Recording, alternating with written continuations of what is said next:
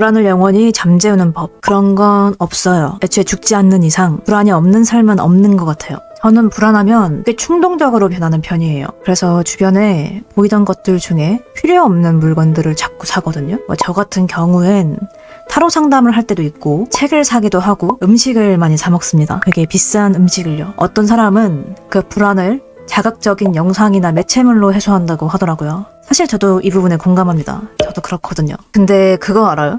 여기서 불안을 해소하는 어떤 방법이든 공통적인 게 하나 있어요. 어차피 불안의 대가는 전부 제가 치르게 되어 있다는 겁니다. 과소비를 할 경우 다음 달의 카드값이 나를 기다리고 자극적인 영상과 매체물을 계속 보게 된다면 뇌가 황폐해지기가 참 쉬워요. 결국 불안은 살기 때문에 늘 있는 것 같아요. 영원히 잠재우는 법은 죽는 것밖에는 답이 없는 것 같고, 그렇기 때문에 저희는 늘 불안을 일시적으로 잠재우는 방법이라도 실천하는 게 좋죠. 저만의 시간이 무조건 있어야 하는 이유 중 하나이기도 하고요. 저는 이게 남들에게도 도움이 됐으면 좋겠어가지고 영상으로 만들어 놓은 거거든요.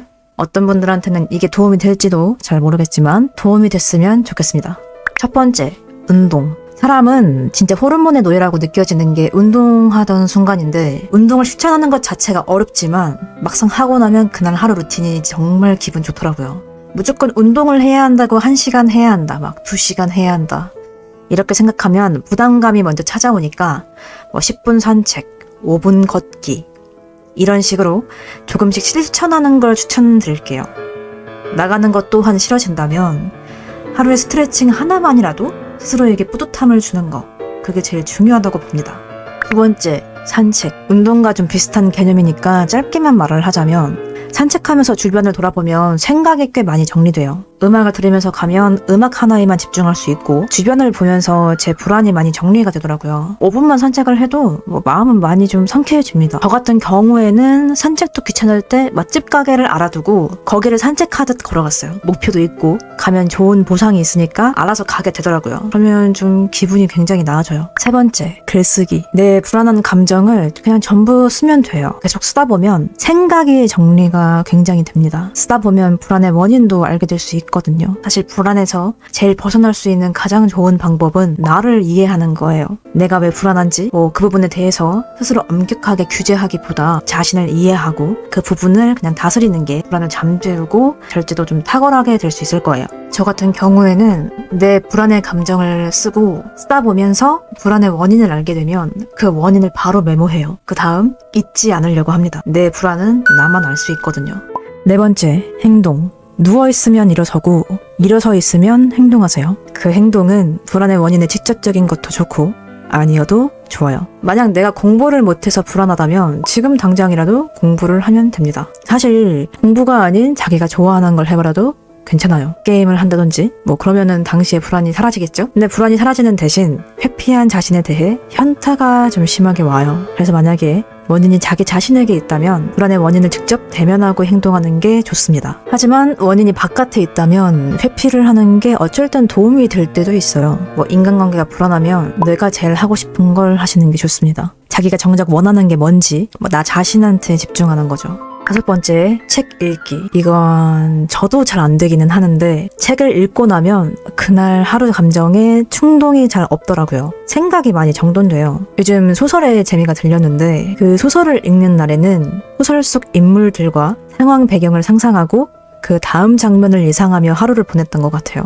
비문학을 본다면 그 비문학 속 내용을 남들과 공유하고 싶어 했고요. 내가 지금 그 비문학 속 사람처럼 행동을 하고 있는지 안 하는지 그 부분에 대해서 집중을 하느라 불안할 틈이 없었어요. 여섯 번째, 대화. 누군가에게 내가 불안하다고 표현을 하는 것도 좋습니다. 어차피 말해봤자 상대가 해결해주지 않는다. 상황이 나아지지 않는다. 그냥 제가 나아집니다. 내 상태가, 내 기분이 나아지기 때문에 대화를 하는 거예요. 슬픔은 나누면 배가 된다고 하지만 불안은 나눈다고 배가 되지 않습니다. 어차피 남일이거든요. 근데 오늘 참 웃긴 게 오늘 그림이 타인은 지옥이다 서문조거든요. 서문조를 그리면서 불안을 해결하는 법 이런 걸 설명한다는 게 좀 웃기네요.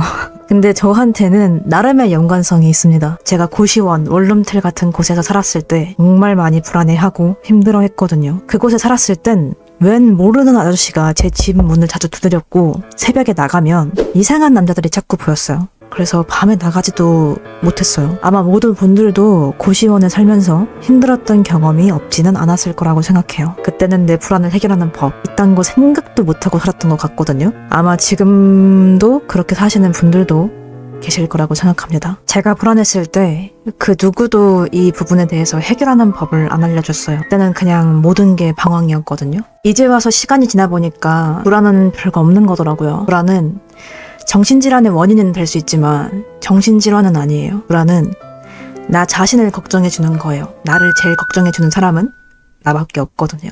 늘 영상에 끝맺음을 맺는 게 어려운데 다른 분들도 제가 하는 방법에 도움이 되었으면 해서 이번 영상은 이렇게 해결 방법 같은 걸로 올리게 됐네요. 다음에도 다른 영상으로 찾아오겠습니다. 이번에는 좀 빠르게 한번 해보려고 해요. 다음 영상에도 재밌게 봐주셨으면 좋겠습니다.